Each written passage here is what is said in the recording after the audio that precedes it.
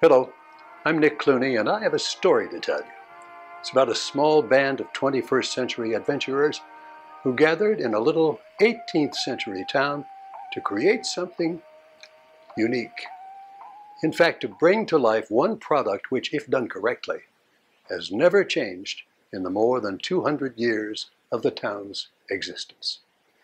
The town is Augusta, Kentucky, and it has seen many changes. I know something about that.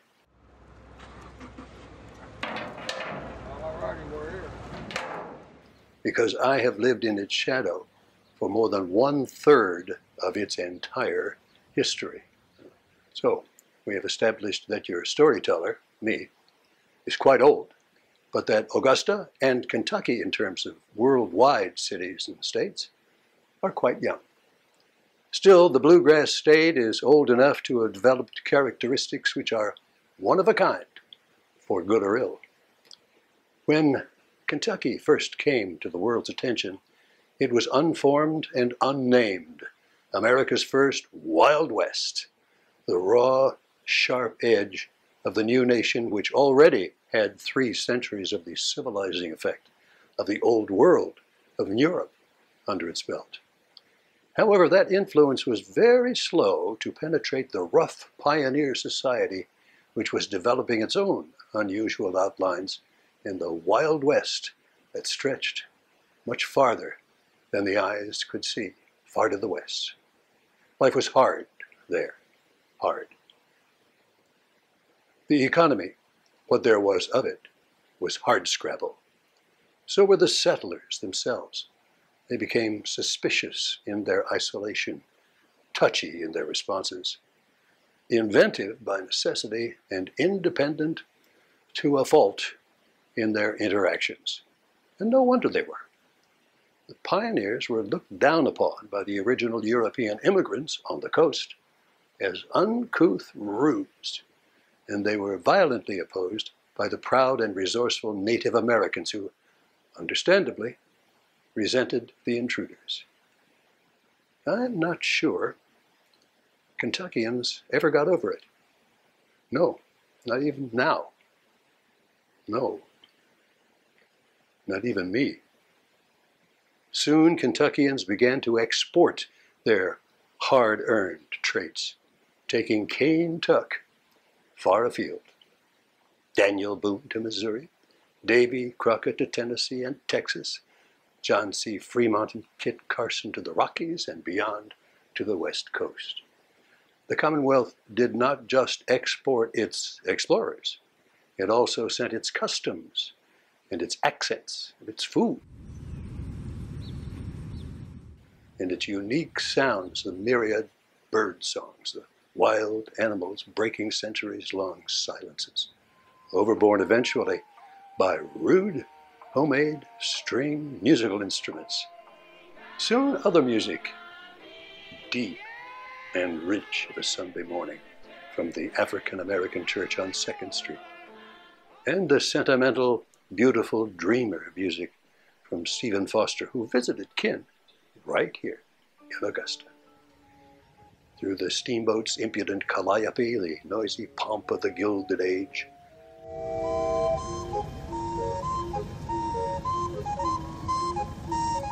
and then in my time, the big bands of Glenn Miller and others provided the soundtrack for the Depression and World War II. There was always the movie music, the melodic, sharp, verbal self-examination of Bob Dylan. And as late as 3 a.m. this very morning, the lonesome Hank Williams train whistle coming right through the middle of our town. 3 a.m. Did you hear it?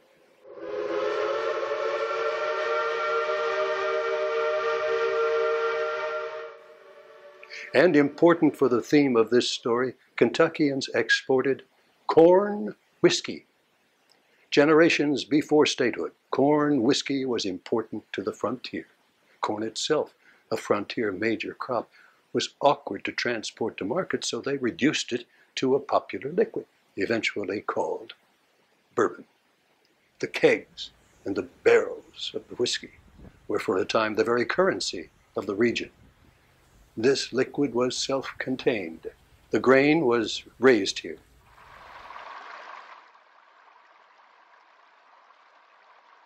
Barrels were fashioned from abundant oaks.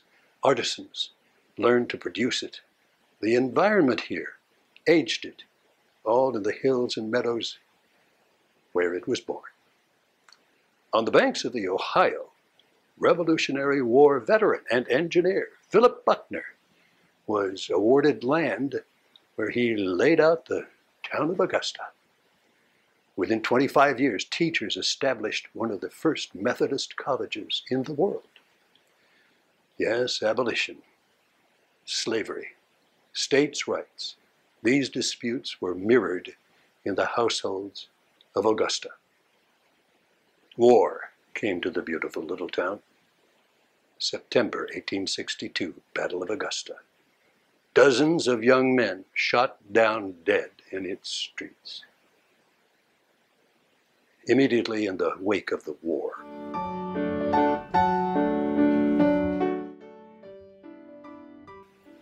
Laura Bradford played the piano right here on Riverside Drive, so her guests could dance to celebrate her marriage to her neighbor, George Marshall. And later, their son, another George Marshall, became the man some historians have called the most distinguished American of the 20th century, the military architect of our victory in World War II. He was our first Secretary of Defense. He was honored with the Nobel Peace Prize. He was the author of the Western World Saving Marshall Plan. So Augusta was hometown of both Marshall's mother and father. Many Augustans went far and wide. Some remained in their town for generations. There was a young man named McKibben. He died right here in defense of hearth and home that September in 1862. His direct descendants had a popular grocery store right here until just a couple years ago. Our Bradford's Hardware is still here. Well, that was founded by the family of Laura Bradford. We just met George Marshall's mother.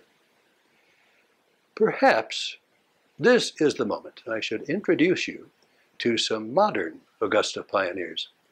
I spent time talking about Augusta's colorful past. These adventurers are among those who will shape Augusta's future. Let's you and I say hello. I'm an adventurer. It means, I guess, following your heart and following something that you're passionate about. You know, like adventurers, they plow ahead maybe into uncharted territory or places, but they're doing it because they want to explore, experience, feel something, and potentially also leave whatever they find maybe a bit better. Lance and I have traveled extensively, and we have recognized wonderful restaurants all over the world.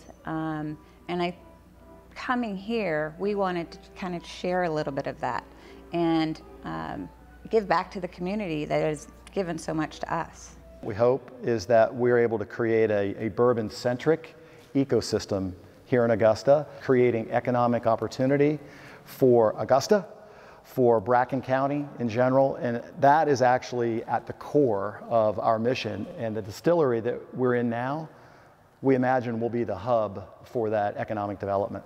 The world's so hectic and things are so artificial now. You know, the bourbon is a pure organic drink, and you come to a pure organic town to enjoy it. People here are just so authentic and real. Nobody cares where you came from, how much money you have.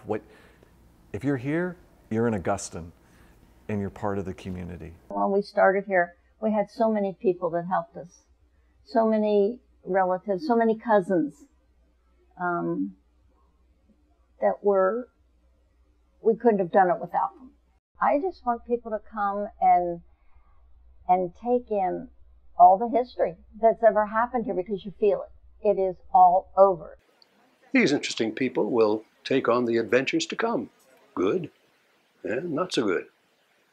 Augusta has been no stranger to natural disasters. The 1937 flood nearly submerged the entire town.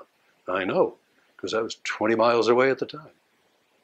I was in Kentucky when the Depression struck in all its fury. I was in Kentucky on Pearl Harbor Day.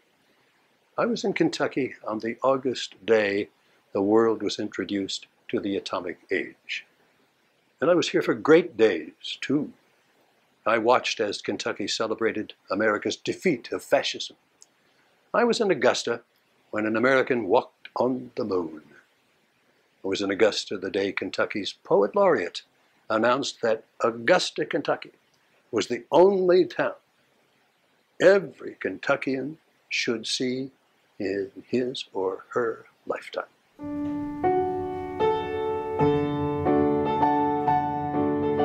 Just a couple of years ago, I was here the day that small group of adventurers we just met promised to reproduce with exactitude the one man-made product that has been present in Augusta every day of its existence.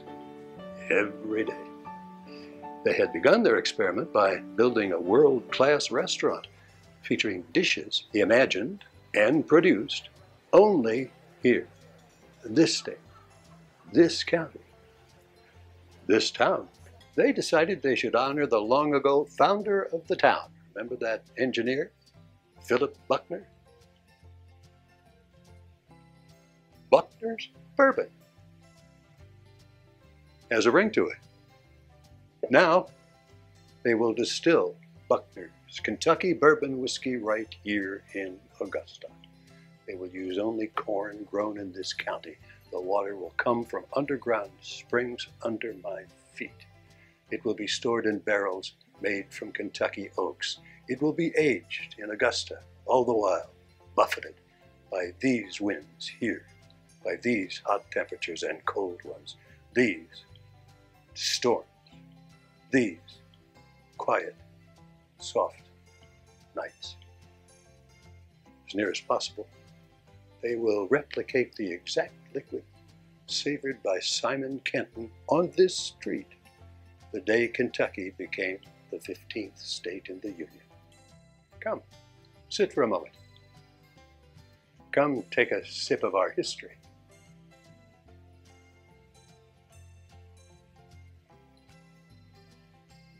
Then go out and make some history of your own.